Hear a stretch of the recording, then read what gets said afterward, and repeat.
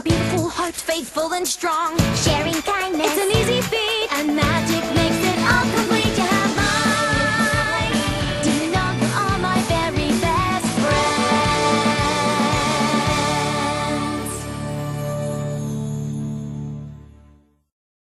friends? Henry, James, and Gordon were miserable. They had been shut up for several days for being naughty and longed to be let out again. At last, Sir Topham had arrived. "I hope you are sorry," he said, "and that you understand that every job on the railway is important. We have a new tank engine called Percy, who helps pull coaches, and Thomas and Edward have worked the main line nicely. But I will let you out now if you promise to work hard." "Yes, sir," said the three engines, "we will." "That's good. But please remember that this no shunting nonsense must stop."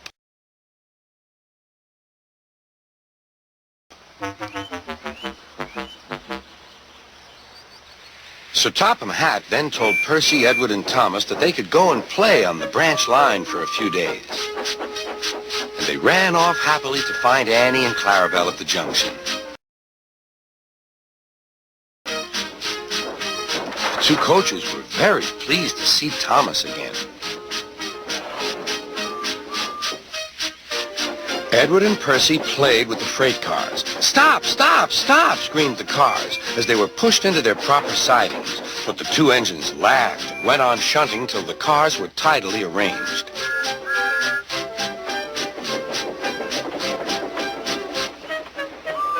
Next, Edward took some empty cars to the quarry. Percy was left alone.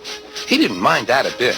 He liked watching trains and being cheeky to the other engines. "Hurry, hurry, hurry," he would call, and they got very cross.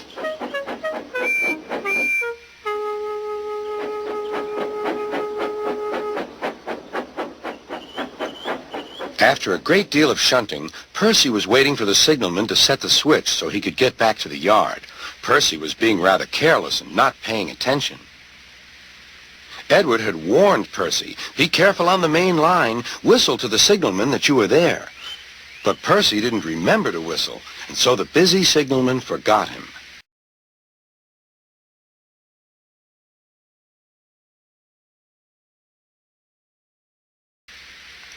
Percy waited and waited. The switch was still against him, so he couldn't move.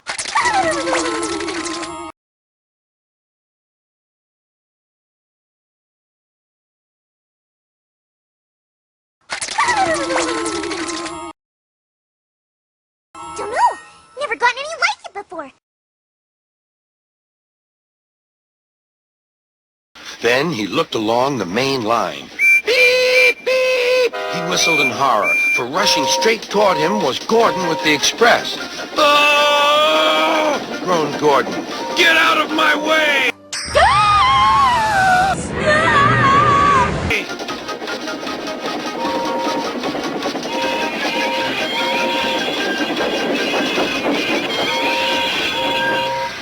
Percy opened his eyes.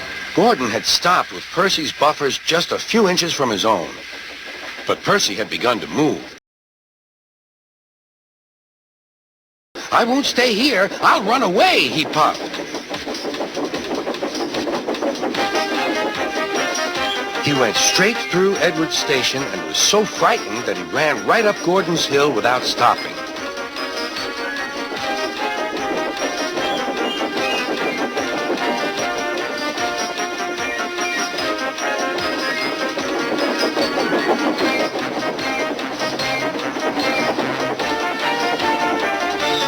After that, he was tired, but he couldn't stop. He had no driver to shut off steam and apply the brakes.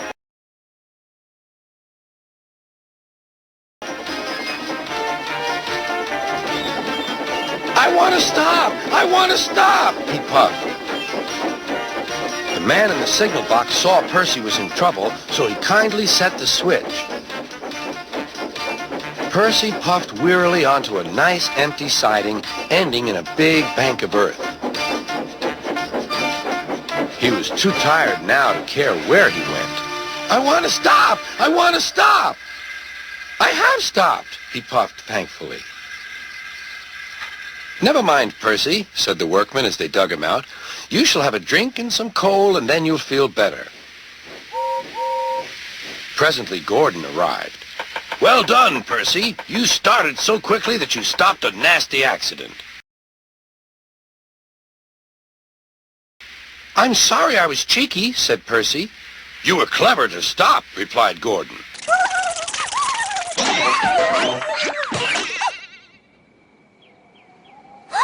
That was it!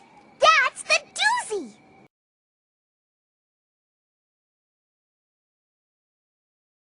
I never expected that to happen! That was the doozy! Oh, and oh, what a doozy of a doozy it was! La la la la la la la la la la la la. Then Gordon helped pull Percy out from the bank. The two engines are now good friends, but Percy is always most careful when he goes out on the main line.